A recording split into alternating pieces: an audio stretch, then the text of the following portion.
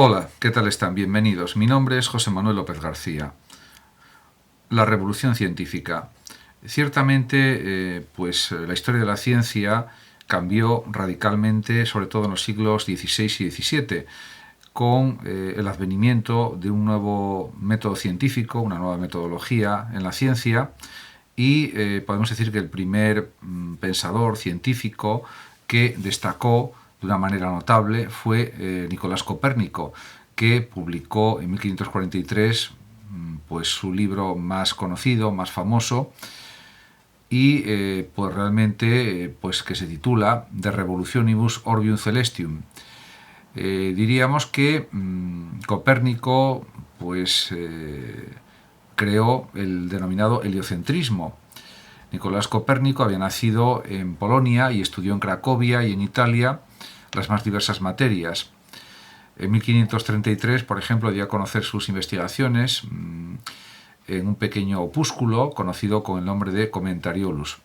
Pero hay otras grandes figuras de la revolución científica. Copérnico, al desarrollar el heliocentrismo, pues diríamos que creó una nueva cosmovisión del universo, del mundo, pero hay también otros grandes científicos, como es el caso de Galileo Galilei, que murió en 1642, nació en Pisa y que estudió en la universidad de esta ciudad, de la que llegó a ser profesor de matemáticas. También fue filósofo del duque de Toscana. Ciertamente Galileo pues tuvo en cuenta este heliocentrismo de Copérnico, también por supuesto Giordano Bruno, que fue pues un monje dominico, teólogo y filósofo, que al final fue ajusticiado, fue quemado vivo por la Inquisición en el año 1600 en Roma, en el campo de Ifiori. Giordano Bruno también es otra de las figuras más importantes de esta revolución científica, revolución también del pensamiento, ideológica, etc. También hay que destacar pues otros científicos como Kepler, por ejemplo, que murió en 1630, o también, por supuesto, Newton, Leibniz y Tycho Brahe y otros muchos científicos y hombres de ciencia como Robert Hooke, etc. Ciertamente se produce una nueva imagen del universo con la revolución científica, ya que sustituyó la imagen aristotélico-tolemaica del mundo, que era una imagen geocéntrica, en la que la Tierra era el centro del universo. En ese sentido, los principales elementos de la cosmología aristotélica, que eran los siguientes: el geocentrismo, fue sustituido por el heliocentrismo. En cuanto a la esfericidad del universo, pues presupone que el universo es finito y en él no existe el vacío, y que es un plenum limitado por la esfera de las estrellas. Esto pues también fue puesto en cuestión, discutido, etc. En cuanto a la heterogeneidad del universo, que el cosmos se divide en dos regiones, pues la región supralunar, como decía Aristóteles, y la sublunar, pues también se puso en discusión. Y también pues se analizó la posibilidad de que las esferas del mundo fueran movidas por motores inmóviles y materiales. Esto parecía un planteamiento claramente metafísico e inaceptable desde un punto de vista científico riguroso. En este sentido, pues podemos decir que la imagen del universo cambió a partir de Copérnico y además Copérnico, con su heliocentrismo, no pretendió sustituir el sistema aristotélico-tolemaico, sino únicamente perfeccionarlo para que permitiera cálculos más exactos. Para ello introdujo pues una única novedad: colocó el Sol en el centro del universo y convirtió a la Tierra en un planeta más. En este sentido, esto pues atrajo las críticas de eclesiásticos de la Iglesia, como cardenales, obispos, etc., y hubo una oposición a negar la validez, por ejemplo, de la cosmología aristotélica. Ciertamente, cuando Galileo dirigió sus telescopios a la Luna, determinados eclesiásticos, obispos, cardenales, etc., pues consideraban que había una distorsión en las lentes del telescopio, y eso no era así, porque había otra forma de enfocar los telescopios a otros objetos lejanos y se podía comprobar que las lentes funcionaban perfectamente y que no había distorsiones. Por lo tanto, al final la verdad se fue abriendo paso y esto cambió también la ciencia. Por otra parte, también hay que destacar las aportaciones de Kepler, sobre todo con las órbitas elípticas y con sus 3 leyes, y pues estas leyes fueron analizadas, estudiadas, estas leyes de Kepler, como por ejemplo la ley de órbitas, que dice que los planetas recorren órbitas elípticas, no circulares, como se pensaba hasta entonces, estando situado el Sol en uno de los focos, o la ley de áreas, por ejemplo de Kepler también, que dice que las áreas barridas por los radios vectores de cada planeta en tiempos iguales son también iguales. Y por último la ley de periodos, que dice que los cuadrados de los periodos de revolución de 2 planetas cualesquiera son proporcionales a los cubos de sus distancias medias al Sol.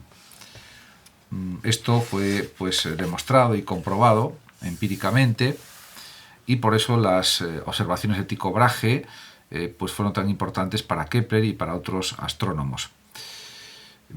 Por otra parte, también hay que destacar las contribuciones de Galileo a la ciencia de su época, que no se refieren solo a la astronomía, sino también a la mecánica terrestre, a la cinética, por ejemplo las leyes del péndulo, que fueron cruciales o esenciales para, por ejemplo, el funcionamiento de los relojes, también el movimiento de proyectiles, introducción del principio de inercia por parte de Galileo, aunque no llegó a una clara formulación de la misma, también la ley de caída de los pesos, por ejemplo, de 9,8 metros por segundo de caída. Y además Galileo realizó otros descubrimientos, por ejemplo, descubrió los 4 satélites de Júpiter y las fases de Venus, y ambos descubrimientos, según él dice, y según luego se comprobó, daban la razón a Copérnico.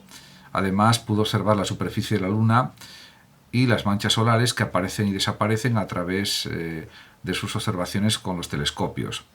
Todo ello pues confirmaba, sin lugar a dudas, que los astros no eran cuerpos celestes perfectos, compuestos de éter, como había dicho el gran Aristóteles, con superficies lisas, inalterables y perfectas, y ante tal evidencia pues no quedaba más remedio que darse cuenta de que esa era la realidad, de cómo eran los planetas, los astros, etc.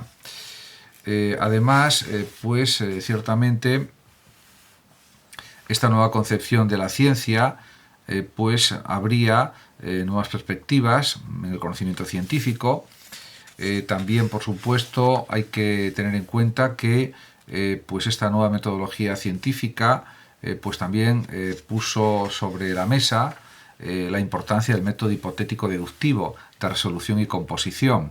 Galileo, por ejemplo, se inspiró claramente en el método de resolución y composición de la Escuela de Padua, de la Escuela de Medicina de Padua, donde había sido profesor de matemáticas desde 1592. En consecuencia, pues él considera en una carta a Pierre Carcavi de 1637 lo siguiente: resolución. Ese primer paso del método hipotético deductivo pues supone analizar el fenómeno, a estudiar, y se lo reduce o resuelve a sus propiedades esenciales, desechando todas las demás. Se opera, por tanto, una especie de abstracción en el fenómeno dado. En segundo término, pues está la fase de composición. Se construye pues lo que se puede denominar una suposición hipotética o hipótesis de carácter matemático que enlaza los elementos a los que se ha reducido el fenómeno. A continuación, se deducen matemáticamente las consecuencias de esta hipótesis. Este sería el momento fundamental del método, y por ello se le llamará más tarde método hipotético deductivo. Y el tercer paso y final pues supone la puesta a prueba de la hipótesis, realizando experimentos que comprueben la veracidad de las consecuencias deducidas de tal hipótesis. Esto, por tanto, es fundamental, ya que lo que se comprueba experimentalmente no es la hipótesis, que es en sí mismo no verificable, sino sus consecuencias. Y para ello se construyen experimentos ad hoc, experimentos específicos para comprobar que son válidas las consecuencias y que, por tanto, diríamos que esa hipótesis pues es coherente, es correcta y se está cumpliendo. Por lo tanto, Galileo ya inicia el procedimiento científico, que también, por supuesto, es compatible con procesos inductivos en ciencia. La inducción, la deducción, también el método hipotético deductivo son métodos de investigación científica, como es lógico, complementarios, y todos son válidos, utilizados correctamente. Por lo tanto, aquí surge una nueva actitud ante la realidad. En primer lugar, la autoridad de los antiguos pierde valor si no está fundamentada en razones, en argumentos sólidos. También, por ejemplo, aparece el principio de la simplicidad de la naturaleza o principio de economía, ya que escribe Galileo lo siguiente: la naturaleza no multiplica sin necesidad las cosas, sino que se sirve de los medios más fáciles y simples para producir los efectos y nada hace en vano.